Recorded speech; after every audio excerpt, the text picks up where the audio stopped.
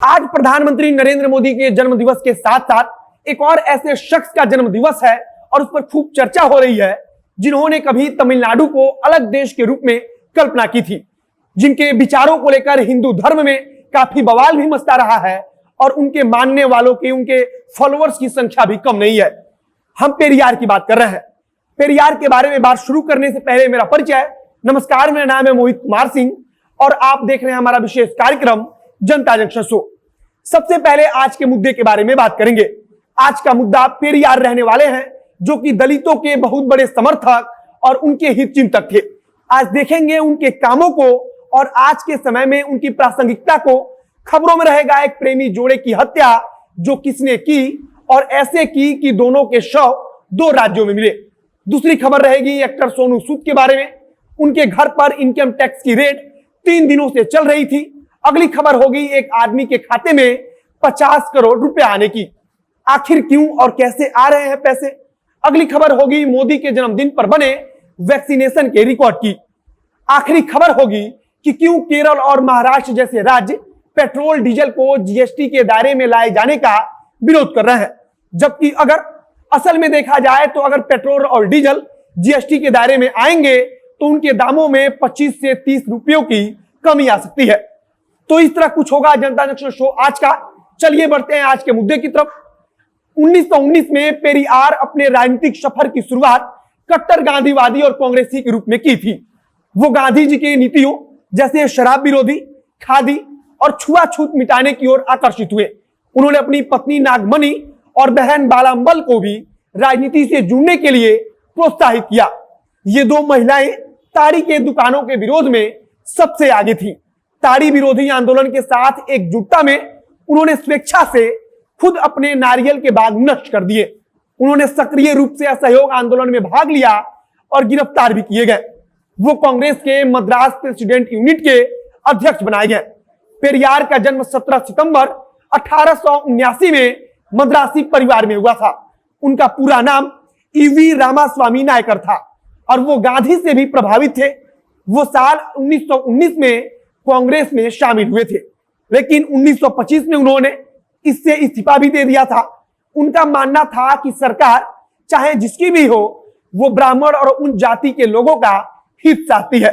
इसके लिए उन्होंने नास्तिकवाद को अपनाने और धर्म को त्यागने का भी आह्वान किया था। उन्होंने जाति प्रथा बरकरार रखने के विरोध में तमिलनाडु को अलग देश बनाने की कल्पना भी पेश की थी। उन्होंने एक किताब लिखी थी सच्ची रामायण, जिसको लेकर काफी बवाल हुआ। एक किताब में राम सहित रामायण के कई चरित्रों को खलनायक के रूप में पेश किया गया है। इसमें उन्होंने राम के विचारों को लेकर सवाल खड़े किए थे और राम रावण की तुलना पर भी उनके अलग विचार थे। कुल मिलाकर वो हिंदू धर्म की समस्त मान्यताओं समेत हिंदू धर्म को आडंबर मानते थे और उनका मानना था कि धर्म सबसे बड़ी समस्या है और जातिवाद ही इसकी जड़ है। पेरियार का मानना था कि समाज में निहित अंधविश्वास और भेदभाव की वैदिक हिंदू धर्म में अपनी जड़ें हैं, जो समाज को जाति के आधार पर विभिन्न वर्गों में बांटता है, जिसमें ब्राह्मणों का स्थान सबसे ऊपर है। इसीलिए वो वैदिक धर्म के आदेश और ब्राह्मण वर्चस्व को तोड़ना चाहते थे। एक कट्टर नास्तिक के रूप में उन्होंने भगवान के अस्तित्व की धारणा के विरोध में प्रचार किया। दक्षिणपंथी उनकी आलोचना उस व्यक्ति के रूप में करते हैं जिन्होंने उनकी धार्मिक भावनाओं, परंपराओं को अपमानित किया। लेकिन एक आम राय जो मैं देख पा रहा हूं वो कहती है कि पेरियार एक समय में प्रासंगिक थे। समस्याएं इतनी गहरी थी, उन पर कठोर प्रहार किए जाने की आवश्यकता थी। अब हमें लगता है कि शायद समय के साथ चीजें बदल गई हैं। हालांकि कुछ जगहों पर नहीं बदली हैं, लेकिन वहां थोड़ी जागरूकता और शिक्षा के जरिए हम चीजों को बहुत जल्दी सुधार पाने में सक्षम है। पेरियार शायद अब उस कदर प्रासंगिक नहीं है। उनकी सोच और सोचने का तरीका संभवतः उस समय कहीं ना कहीं जरूरत थी या अब भी उन इलाकों में जरूरत होगी, लेकिन अब मुख्यतः जो समाज है वो आगे बढ़ चुका है, तो वैचारिक रूप से भी हमें आगे बढ़ना होगा और अपने डिस्कोर्स को भी नए सिरे से परिभाषित करना होगा। बढ़ते हैं खबरों में दूसरी खबर की ओर। ये खबर फिरोजाबाद की कहूं या मध्य प्रदेश या राजस्थान की, दरअसल ये खबर नहीं, ये शर्म है, ये फेलियर का आईना है। उत्तर प्रदेश का फिरोजाबाद जिला, यहाँ एक लड़के को पड़ोस में रहने वाली लड़की से प्यार हो गया। 30 जुलाई को दोनों घर छोड़कर चले गए। लड़की नाबालिग थी जबकि लड़का बालिग। दोनों की लाशें मिली एक दूसरे से 100 किलोमीटर दूर। युवक का नाम उत्तम सिंह था, लड़की नाबालिग थी, इसलिए उसका नाम हम नहीं बता सकते हैं। दरअसल ये दोनों पहले भी एक बार घर से चले गए थे, लेकिन उस समय दोनों के घर वाले उन्हें ढूंढकर वापस ले आए थे। लोगों ने आपस में समझौता भी करा दिया था, लेकिन उसके बाद फिर दोबारा दोनों फरार हो गए। पुलिस के मुताबिक लड़का और लड़की घर से भागकर दिल्ली चले गए थे। लड़की के परिवार वालों ने किसी तरह उन्हें दिल्ली से ढूंढ निकाला। फिर कहा जा रहा है उनको किडनैप किया गया। झांसी हाईवे पर आतरी थाना क्षेत्र में उत्तम सिंह की हत्या कर दी गई। उसके प्राइवेट पार्ट्स पर भी चाकू से वार किए गए। डेड बॉडी को ग्वालियर में ही छोड़ दिया। उसके बाद 5 अगस्त को लाश मिली, लेकिन लड़की अब तक भी गायब थी। शक हुआ कि कहीं उसकी भी हत्या ना हो गई हो, सो ढूंढना शुरू किया गया। करीब 3 हफ्ते पहले लड़की का शव राजस्थान के धौलपुर में झाड़ियों के बीच मिला। राजस्थान पुलिस को भी उसकी पहचान के बारे में कुछ पता नहीं चला। उन्होंने भी अज्ञात मुकदमा दर्ज किया। पुलिस ने भी पहचान के लिए प्रचार किया। उसी दौरान पता चला कि उत्तर प्रदेश के फिरोजाबाद इलाके से एक लड़का और एक लड़की गायब है। शक के आधार पर राजस्थान पुलिस ने फिरोजाबाद पुलिस से संपर्क किया और मामला खुलता चला गया और आखिर में हत्यारा लड़की का पिता ही निकला। पुलिस के मुताबिक आरोपी पिता ने बताया कि उसने अपनी बेटी को उत्तम के साथ दिल्ली के एक घर में 1 अगस्त को पकड़ा था। 2 अगस्त को दोनों की गला दबाकर हत्या कर दी गई। आरोपी का कहना था कि उसकी 2 बड़ी बेटियां हैं जिनकी शादी नहीं हुई है। समाज में लोक लाज के डर से उसने ये काम कर दिया।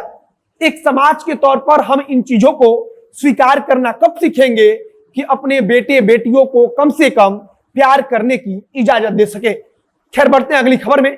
बिहार में एक के बाद एक किसी बैंक खाते में अचानक कहीं से करोड़ रुपए पहुंच रहे हैं।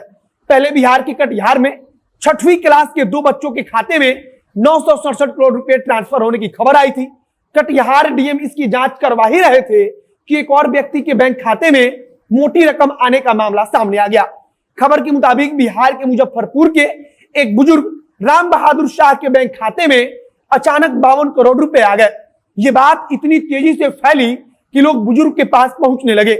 वे हैरान है कि अचानक बुजुर्ग के खाते में इतनी बड़ी रकम कहां से आ गई। अब हम जैसे लोग रोज इन खबरों को पढ़ते तो हैं, लेकिन दबी जबान से उम्मीद करते हैं कि हमारे खाते में भी काश आ जाते पैसे। खैर, मामला मुजफ्फरपुर जिले के कटरा थाना क्षेत्र का है। यहाँ एक बुजुर्ग किसान राम बहादुर शाह अपनी वृद्धा पेंशन की राशि चेक करवाने के लिए एक सीएसपी संचालक के पास गए थे। उन्होंने खाता चेक करवाने के लिए संचालक को अपना आधार कार्ड दिया, फिर अंगूठा लगाया और बैलेंस सामने आया 52 करोड़ रुपए। बाकी कटिहार वाले मामले में यह हुआ था कि 2 बच्चों के खाते में कुल 967 करोड़ रुपए कैसे आ गए थे। दरअसल पैसे आए नहीं थे, बल्कि सॉफ्टवेयर में किसी गड़बड़ी की वजह से इतनी बड़ी रकम दिख रही थी। जिलाधिकारी उदयन मिश्रा ने बताया था कि बच्चों के खातों की स्टेटमेंट निकलवाई गई थी, उसमें बैलेंस 100 रुपया ही निकला था। अब राम बहादुर शाह के मामले में क्या निकलेगा, जब पता चलेगा तो हम आपको जरूर बताएंगे। अगली खबर अभिनेता सोनू सूद के घर पर आयकर विभाग की तलाशी से जुड़ी है। जांच आज भी जारी है। बुधवार से लगातार सोनू के घर पर और दफ्तर पर आयकर विभाग के अधिकारी जांच कर रहे हैं। बुधवार के बाद एक्टर के घर गुरुवार को भी जांच हुई थी। अब आज यानी कि शुक्रवार को भी ये जांच जारी है। कहा जा रहा है कि विभाग को सोनू को फिल्मों से मिली फीस में टैक्स की गड़बड़ी देखने को मिली है। इन गड़बड़ियों के बाद अब इनकम टैक्स विभाग सोनू सूद की चैरिटी फाउंडेशन के अकाउंट की भी जांच करेगी। आज आयकर विभाग की तरफ से इस पूरे प्रकरण पर बयान जारी किया जा सकता है। जिस तरह से लगातार सोनू के खिलाफ कार्रवाई की जा रही है, उससे साफ लग रहा है कि सोनू की मुसीबतें काफी बढ़ने वाली हैं। बता दें, सोनू सूद 2020 में कोरोना के प्रकोप के समय देश भर में जब लॉकडाउन लगा था, उस समय लोगों की मदद के लिए आगे आए थे। लोगों को घर भेजने से लेकर अलग अलग तरीकों से सोनू सूद ने कई लोगों की मदद की थी। सोनू ने हर किसी की अलग अलग तरीके से मदद की। आज लोगों के बीच सोनू किसी मसीहा से कम नहीं है। लगातार एक्टर के काम को सराहा भी जा रहा है। उनके सराहनीय कार्य के चलते कई ब्रांड्स का एम्बेसडर भी उन्हें बनाया गया और इतना ही नहीं, उनके एक के बाद एक फिल्मों के ऑफर भी मिलने शुरू हो गए। हालांकि सोनू पर पहले भी फ्रॉड करने के आरोप भी लगे हैं। देखते हैं इस वाले मामले में क्या होता है। अगली खबर एक तरह से नई प्रथा और नए पैमाने को सेट करने वाली है। केंद्रीय स्वास्थ्य मंत्री मनसुख मांडविया ने ट्वीट कर कहा कि वैक्सीन सेवा को चरितार्थ करते हुए स्वास्थ्य कर्मियों एवं देशवासियों की तरफ से प्रधानमंत्री जी को उपहार। प्रधानमंत्री नरेंद्र मोदी जी के जन्मदिन पर शुक्रवार को भारत ने नया कीर्तिमान स्थापित करते हुए एक दिन में 2 करोड़ टीके लगाने का ऐतिहासिक आंकड़ा पार किया है। यह अच्छा और स्वागत योग्य कदम है। देश आज तमाम समस्याओं से जूझ रहा है और कोरोना उनमें से सबसे खतरनाक है। ऐसे तरीके से जन्मदिन को सेलिब्रेट करना एक अच्छी बात है। मोदी जी को जनता जंक्शन परिवार की ओर से जन्म दिवस की हार्दिक शुभकामनाएं। अगली और आखिरी खबर पेट्रोल डीजल के दामों से जुड़ी है। खबर यह है कि पेट्रोल और डीजल को जीएसटी के दायरे में लाने का महाराष्ट्र और केरल सरकार विरोध करेंगी। शुक्रवार को जीएसटी काउंसिल की बैठक हो रही है। दोनों राज्य सरकारों के वित्त मंत्री का यह बयान जीएसटी काउंसिल की बैठक से ठीक पहले आया है। महाराष्ट्र के वित्त मंत्री अजित पवार ने कहा, इस बात की चर्चा है कि केंद्र सरकार पेट्रोल डीजल को जीएसटी के दायरे में लाना चाहती है। वैसे इस बारे में अभी कोई सूचना नहीं मिली है। जीएसटी के 30 से 32 हजार करोड़ रुपए अभी तक महाराष्ट्र सरकार को नहीं मिले हैं। पेट्रोल डीजल पर केंद्र सरकार ने जो टैक्स लगाया है वो कम कर सकते हैं। राज्यों को जो अधिकार दिए गए हैं उस पर किसी तरह की कोई आंच नहीं आनी चाहिए। महाराष्ट्र के बाद केरल सरकार ने भी इस मुद्दे पर मोर्चा खोल दिया है। केरल के वित्त मंत्री एन बालागोपाल ने समाचार एजेंसी पीटीआई से कहा कि अगर पेट्रोल और डीजल को जीएसटी के दायरे में लाने पर कोई फैसला आता है तो राज्य सरकार उसका विरोध करेगी। बात यह है कि अगर पेट्रोल और डीजल जीएसटी के दायरे में आते हैं तो पेट्रोल 28 रुपया और डीजल 25 रुपये तक सस्ता हो सकता है। अभी देश के में कई जगहों पर पेट्रोल 110 और डीजल 100 रुपये प्रति लीटर के पार पहुंच चुका है। लेकिन ऐसा होने पर राज्यों के राजस्व में घाटा होगा। यही कारण है कि कई राज्य इसका विरोध कर रहे हैं। इस बीच मुख्यमंत्री योगी आदित्यनाथ भी वित्त मंत्री से मिलने पहुंच गए हैं। जीएसटी काउंसिल की बैठक में 48 से ज्यादा वस्तुओं पर टैक्स दरों की समीक्षा की जा रही है। इसमें 11 कोविड दवाओं पर टैक्स छूट को 31 दिसंबर तक बढ़ाने का भी फैसला हो सकता है। आगे किसी अन्य वीडियो में हम समझेंगे कि इसकी वजह क्या है, क्यों राज्य सरकार विरोध कर रहे हैं, क्या यह विरोध सही है या गलत है। फिलहाल के लिए जनता जंक्शन शो में इतना ही।